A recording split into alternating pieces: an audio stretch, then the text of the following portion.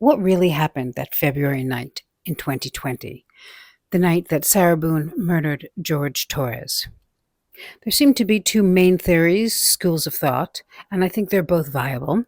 We will discuss those and their variations, but first, let's talk about what we know. What we know from evidence, what we know from reliable witnesses, and what we know from what we learned about Sarah Boone and Jorge Torres and their relationship.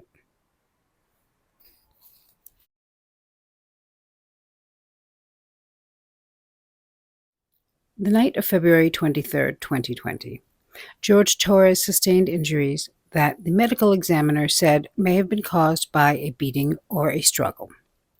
Some kind of assault took place. It is believed that George had been dead for about 11 hours before the medics arrived, which would put his time of death at approximately midnight. We know that Juan, George's brother, spoke to him at 7:30 that night. And at that time, he observed he heard that Sarah was already berating George and telling him to get off the phone and citing all of the times that he has been choking her. This is her go to drunken gripe. It is also a completely false narrative that she insists on continuing to this day. The next door neighbors heard fighting starting at about 9 o'clock or 9:30, which was the norm. At around 10:30 or 11 o'clock, they heard a very loud boom, and a very loud boom that sounded like it started from the top of Sarah's townhome to the bottom, so the stairs. As I said, that was at about 10:30, 11 o'clock. After that, they heard silence, nothing but silence, followed by a brief shuffling. The other evidence that we have is the videos that Sarah took. One was at 11:12 p.m. and the next was at 11:23 p.m. In them, she is very drunk and she is taunting George because he can't breathe, and she's cursing at him and berating him. She's not making any efforts to let him out of his predicament. Not only that, but she is making it very clear that she's not about to do that. About 23 minutes later, she calls her ex-husband, Brian. He does not remember this call. He wasn't really paying attention. She was drunk and he hung up. So this is what we have.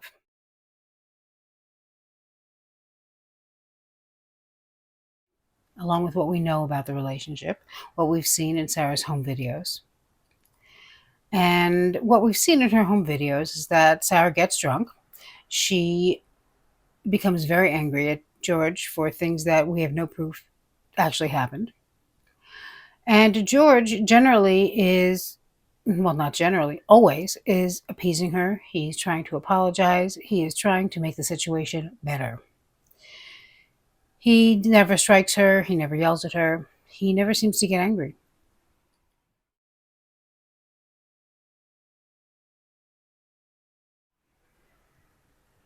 So here are the theories, the most common theories. There are two main theories that I have seen people working with and that I've also thought of myself. And within those two theories, there are variables of them. The first theory is that George was packing to leave Sarah, which would explain her rage and the suitcase. I find this to be the least viable because I don't see George taking such a rebellious stance. I don't think it would be safe for him, and I think he knows that. I think it's unusual for anyone in that kind of, as a victim of that kind of abuse, to to take that kind of action because it's dangerous and it's not going to go well.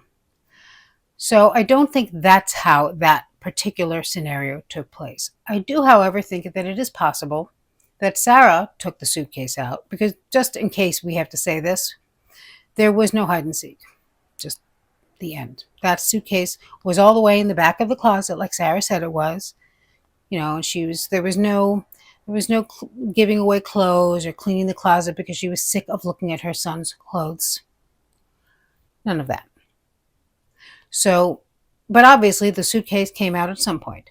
Now, As far as George leaving Sarah, I think the more plausible scenario around that theory is that Sarah took out the suitcase and she told him to pack his shit and leave.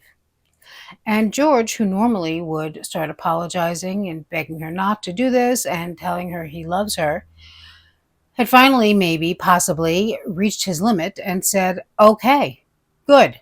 And he started packing his things to leave. That is not going to go over well. So I think one of two things probably happened there. Maybe three things. Sarah became very angry at this point and she started beating him with the bat. She pushed him down the stairs and she thought that he was dead because he fell unconscious. I don't know if she knocked him on the head with the bat or if he banged his head falling down the stairs. But I would imagine that that bump on his head is what caused him to be knocked unconscious. She was extremely drunk, and as we know, she gets blackout drunk. Now, I've never been blackout drunk, but I know people who have, and from what they say, you really have no recollection of the night before. You kind of have to put it together with whatever clues you can find. I've been drunk, though, and I've been drunk and angry one or two times, and that kind of thinking is not logical, and it's disconnected. It's one thought, one idea to the next, one action to the next, and it's not a cohesive program you're putting together for yourself or anyone else. So my guess is that she thought George was dead, and she, using her drunkard crackhead strength, put him in the suitcase and zipped it up. Now let's get to the other possibility, and then we'll get to the video, what happened there. The other possibility is that they were fighting, clearly. She started to beat him with the bat, which it's possible she's done that before. We don't know. That bat certainly was in play a lot and mentioned on several of the body cams, so it was on her mind for sure. And I believe she claimed at one point in one of the body cams to say that she slept with it to protect herself or something like that.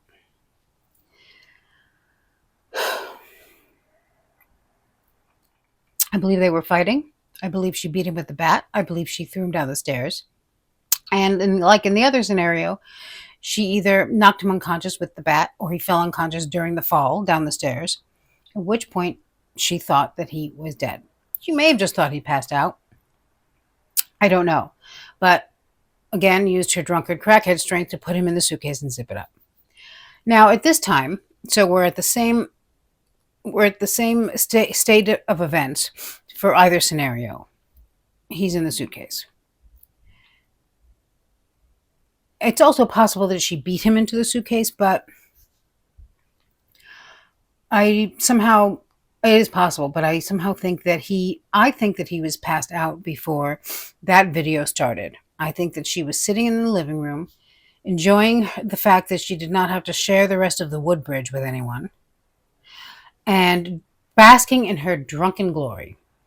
She really thought she had done something there. Whether or not she thought he was dead, I don't think that was really preoccupying her. I think that she had just put him in there and was really thrilled with herself.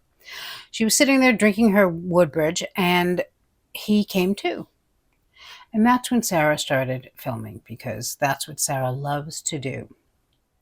And in Sarah's mind, this was going to be just like all of the other videos of her torturing George. This was going to be proof that he was abusive.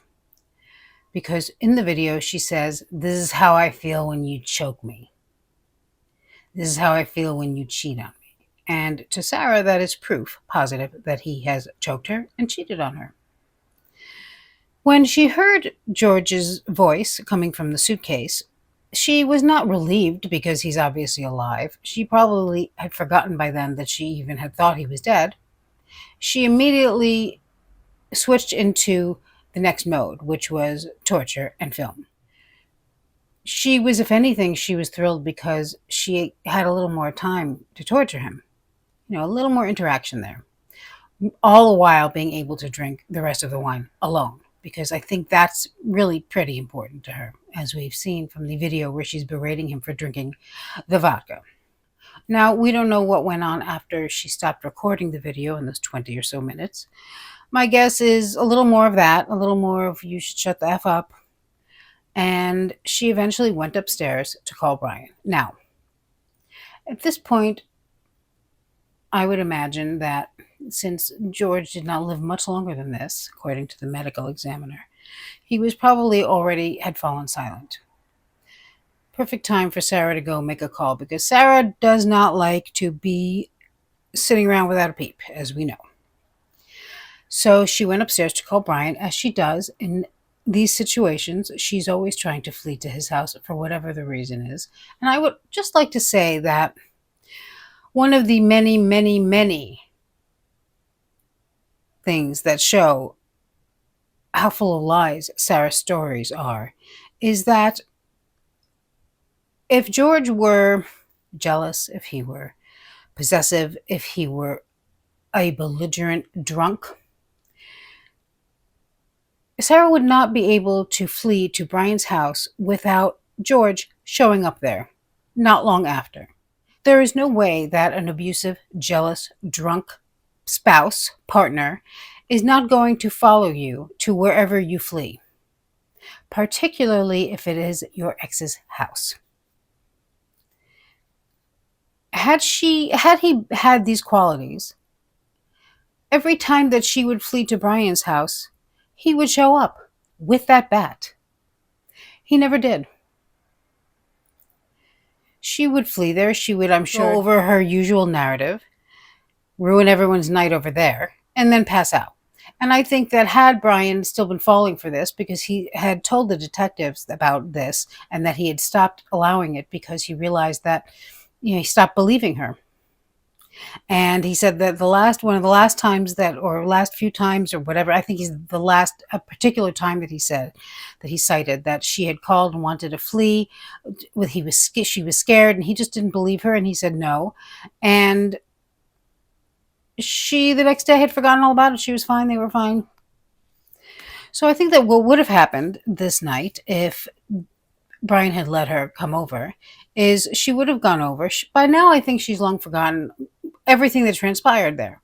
She would have gone to Brian's. Why she does that, I don't know. I think she feels she's teaching George a lesson. I think that she feels that she's showing him.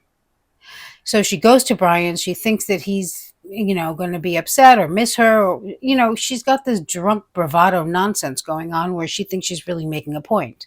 I mean, she's that way sober on the stand, too.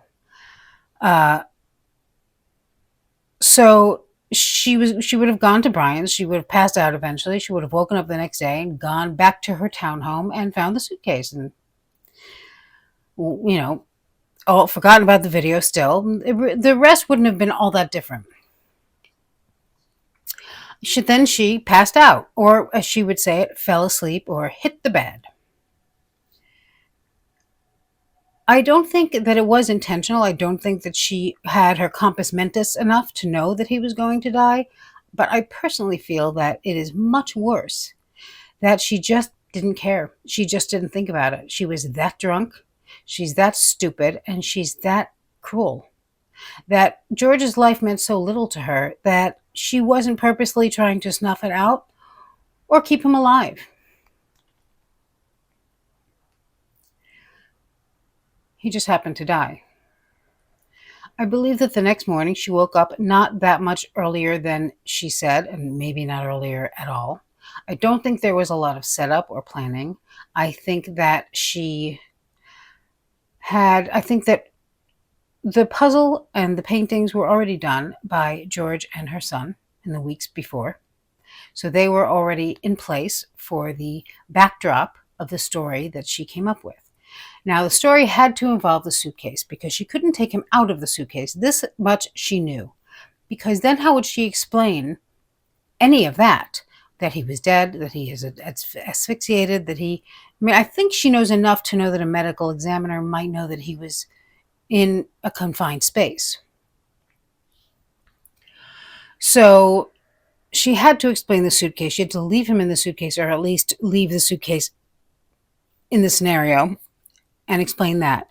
And she came up with the hide and seek idea, which is probably the only. I mean, I wouldn't have. If I had to explain this somehow, I may have used the hide and seek, but I wouldn't have done it the way she did, certainly.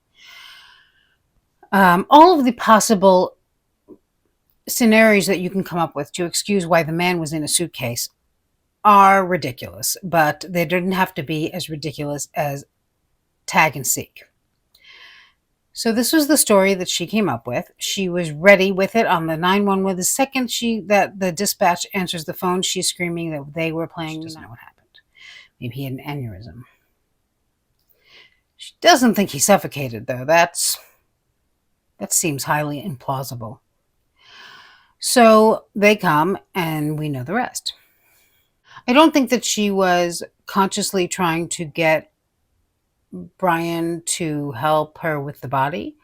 I'm sure that she did, however, say, "What are we going to do about this?" as one of you suggested, and I agree. And Brian is no idiot, so he walked in there, saw what was going on there, and did a quick U-turn out. He told her to call 911 for the third, fourth, fifth time. I don't know. She just didn't want to be alone for this because she's a coward and, a horrible person. So there's that. Also, to be clear, had George not died that night, no matter what ended up, if the outcome were different, Sarah would still not have gotten her son from school that day. As history has shown us, Sarah was truant in that regard time and time again. And that's because Sarah, as we've seen also in the body cams and her own videos, Sarah gets so drunk that the next day she is in no condition to do anything except for get drunk again. And Sarah does what Sarah wants to do, which is get drunk. So for all of her embarrassing and ridiculous carrying on about how she was preparing the townhome because her son was coming the next day, which is not completely ridiculous anyway. Any parent who has a child who has shared custody knows that is just de rigueur. That's part of you don't have to set up the home for your son to come. He's there every week. She didn't want to leave again because her son was coming the next day. This is all such bullshit that it is just mind-blowing. But either way, Sarah was not going to pick up her son the next day. That's for sure. It's not George's death at her hands that stopped that from happening. Sarah loved drinking and she loved playing the role of the victim. For whatever reason, she had made that her niche. This lifestyle that she had created fed her endlessly dramatic and pious image of herself as a victim. It fed her ego and helped her convince herself that she is not as horrible as she actually is and was. The more horrible she became, the more drunk she was, the more she peed in her call 911 shorts, the nastier she was to George, the longer she went without working, the more neglectful she was of her parental custodial responsibilities, the more nasty texts she sent to George's family, the more she needed this fault pageantry, the more she needed to blame everyone and anyone but herself. It is my belief that had Sarah not been charged with George's murder, she would have eventually, and in short order, filled that role with her son. He would have become the cause of her shortcomings, because it certainly wasn't her. I believe that she would have come to abuse him, and as I said, blame him for all of her shortcomings. And this would have become a pattern that I don't think is that unusual, unfortunately. What I don't understand, the one thing that I can't piece together is that one time that Brian had said that at the time that George was incarcerated in jail for about 3 weeks, that Sarah was diligent with her parental responsibilities. And if it was anyone other than Sarah, I would say it's because she had taken a look at herself and she was trying to improve. But there's no reason. This is such an isolated incident, which is why it always stuck out to me and it confuses me a little bit, because this is just not Sarah's way. Sarah is not trying to improve herself. Clearly, she's had 5 years of sobriety now behind bars, and she's worse. And her son certainly had become more of a priority to her. So I believe that what happened there is that she was so angry. George would be my guess. Would he had made a comment about her value as a mother or her lack of parental efficacy, let's say. And she had something to prove. That's the only way that I can put it in Sarah's world and make it make sense. This is also an example of how disjointed and faulty the defense was. Not the defense attorney necessarily, but the defense that Sarah insisted upon using. However, they still could have cited this as a time when Sarah was, and the only time when she was, a decent parent, was the 3 weeks that George was not there. This is an argument, the only argument that they could have had, really, to show that Sarah had any value as a mother and that George had any negative impact on that. Now, it's possible that they didn't use it because there was a lot of other evidence to argue against it or to show why this happened and to really just disprove it altogether. But they did not use it. They were too busy reading books about battered spouse syndrome and trying to create a false defense. What I really don't understand, much like many of the choices that Sarah made, is why she felt the need to posture herself as a victim, but also as the stringent drill sergeant of George. She wanted to portray herself as being terrified of George all the time, yet also being his counselor, a very unlikable counselor, I might add. She can't give up any of her delusional self-image. She has to be the one who always knows what to do and how to do it, and she also has to be the terrified victim. This makes her look competent and together and intelligent in her mind, and also the put upon, always the victim, always the martyr, always the survivor. She needs it all. She has to have it all, and none of it is true. She would not deviate from this role. During the interrogation, on the stand, she insisted on being the stone-cold sober boss of George, as well as the long-time victim of George. The overwhelming and overarching theme of Sarah's life over the last few years, 24/7, was this obsession and preoccupation with punishing George. This was her raison d'etre, her reason for life, her reason for being.